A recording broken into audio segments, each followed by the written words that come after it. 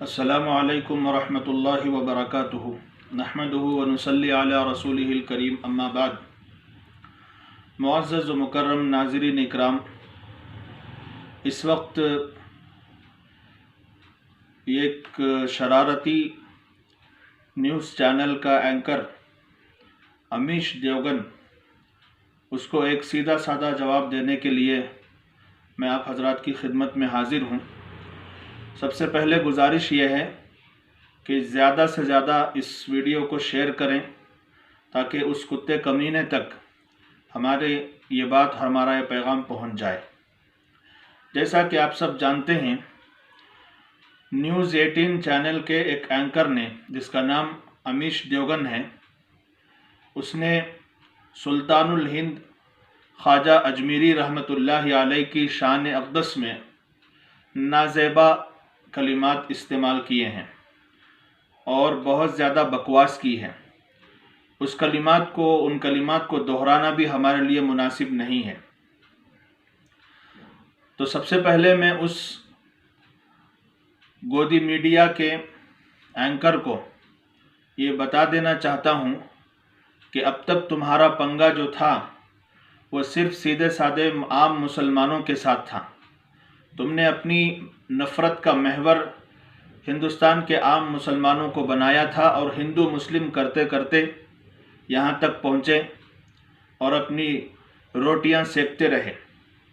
لیکن اس وقت تیری زبان جس شخصیت کے بارے میں کھلی ہے اور جن کے بارے میں تیری زبان نے حرکت کی ہے، وہ کوئی معمولی شخصیت نہیں ہے۔ وہ ہندوستان کے تمام بڑے اولیاء میں بڑا مقام و مرتبہ رکھنے والے خواجہ اجمیری رحمۃ اللہ علیہ ہیں، جن کے ہاتھوں پر اللہ سبحانہ و تعالیٰ نے کفر و شرک میں ڈوبی ہوئی انسانیت کو راہ راست دکھایا اور ایمان کی دولت سے وہ لوگ سرفراز ہوئے۔ کتابوں میں لکھا ہے کہ جب وہ ہندوستان آئے تو اللہ تعالیٰ نے ان کے ہاتھ پر 90 لاکھ سے زیادہ کفر و شرک میں ڈوبے ہوئے لوگوں کو ایمان کی دولت سے نوازا، اور ایسا نہیں کہ تلوار کے زور پر، چاقو چھری کے زور پر، بندوق اور گولی کے زور پر انہوں نے اسلام قبول کروایا ہو۔ ہرگز ایسا نہیں ہے، بلکہ حضرت کی صداقت اور حضرت کے اسلام کی تعلیمات کو دیکھ کر اور ایمانی تعلیمات کو دیکھ کر اور روحانی کمالات کو دیکھ کر لوگ فریفتہ ہوئے اور جوق در جوق اسلام کے دامن میں پناہ لینے لگے۔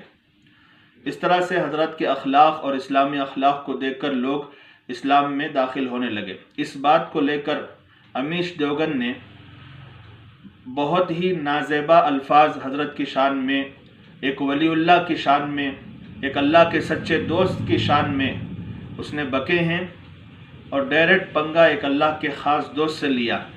تو میں یہ بتا دینا چاہتا ہوں امیش دیوگن کو کہ اس نے جس شخصیت کے بارے میں زبان کھولی ہے وہ کوئی معمولی شخصیت نہیں ہے۔ ہندوستان کے تمام بڑے اولیاء اللہ میں ایک بڑا مقام اللہ تعالیٰ نے ان کو عطا فرمایا ہے۔ ایسی شخصیت کی بارے میں زبان کھول کر تو نے اپنے آپ کو جہنم کا مستحق بنا لیا ہے۔ ویسے تو تھا ہی، لیکن اور زیادہ مستحق بنا لیا ہے۔ تو یاد رکھ لیں، یہ جو اولیاء اللہ ہوتے ہیں، اللہ کے خاص دوست ہوتے ہیں، اور اللہ کا فرمان ہے بزبان نبی صلی اللہ علیہ وسلم، جس نے میرے ولی کو تکلیف پہنچائی، میرے دوست کو تکلیف پہنچائی، اس نے مجھے تکلیف پہنچائی، اور جس نے مجھے تکلیف پہنچائی میں اس کے ساتھ جنگ کا اعلان کرتا ہوں۔ تو انہیں اپنے آپ کو اللہ کے نشانے پر کھڑا کر دیا ہے۔ اب تو جانے، اللہ جانے تیرا کیا ہونے والا ہے۔ تیری الٹی گنتی شروع ہو چکی ہے۔ اور ساتھ ہی ساتھ میں امت مسلمہ کے تمام فرقوں سے اور تمام جماعتوں سے اور تمام گروہوں سے یہ عاجزانہ مؤدبانہ درخواست کرنا چاہتا ہوں کہ اس وقت تو سنبھل جاؤ، ایک دوسرے کی ٹانگ کھینچنا بند کرو، ایک دوسرے پر الزامات لگانا بند کرو، اور ایک دوسرے پر کفر کے فتوے لگانا بند کرو۔ اتحاد و اتفاق کے ساتھ اس طرح کے پنپنے والے پروپیگنڈے کا جواب دینے کی صلاحیت اپنے اندر پیدا کرو۔ سب سے پہلے اس گودی میڈیا نے تبلیغی جماعت کو نشانہ بنایا، مدارس کو نشانہ بنایا، اور اسلام سے متعلق جتنی چیزیں تھیں ان کو نشانہ بنایا۔ اب اولیاء اللہ کو نہیں بخشا جا رہا ہے، ان کو بھی نشانہ بنایا جا رہا ہے۔ تو یہ سب ہماری تفرقہ بازی اور ہمارے درمیان اختلاف کی وجہ سے یہ لوگ فائدہ اٹھا رہے ہیں۔ تو اس وقت ہماری ایک گزارش یہ بھی ہے کہ ہم سب کو ایک ہو کر، نیک ہو کر اس طرح کے پروپیگنڈوں کا ڈنڈا شکن جواب دینا چاہیے۔ اتحاد و اتفاق کا مظاہرہ کرتے ہوئے اس کے خلاف جو بھی قانونی کارروائی ہو سکتی ہے وہ ہونی چاہیے، اور اللہ کسی کو توفیق دے تو وہ بھی اس کا بدلہ لے سکتا ہے۔ لیکن اس کا مطلب یہ نہیں ہے کہ قانون کے دائرے سے باہر نکل جائیں۔ قانون کے دائرے میں رہتے ہوئے ہم اس کے خلاف جو کر سکتے ہیں وہ کریں۔ ماشاءاللہ جمعیت علماء ہند نے اس کے خلاف جو ایکشن لینا تھا وہ لے لیا ہے، اور بھی مزید کارروائی اس کے خلاف چل رہی ہے۔ اور اسی طرح جو لوگ بھی میڈیا سے جڑے ہوئے ہیں اور اسلام اور مسلمانوں کے خلاف زہر افشانی کر رہے ہیں، ان کے خلاف پہلے سے ہی کورٹ کے اندر مقدمہ چل رہا ہے۔ تو اس میں ایک مزید یہ بھی کتا آ گیا ہے۔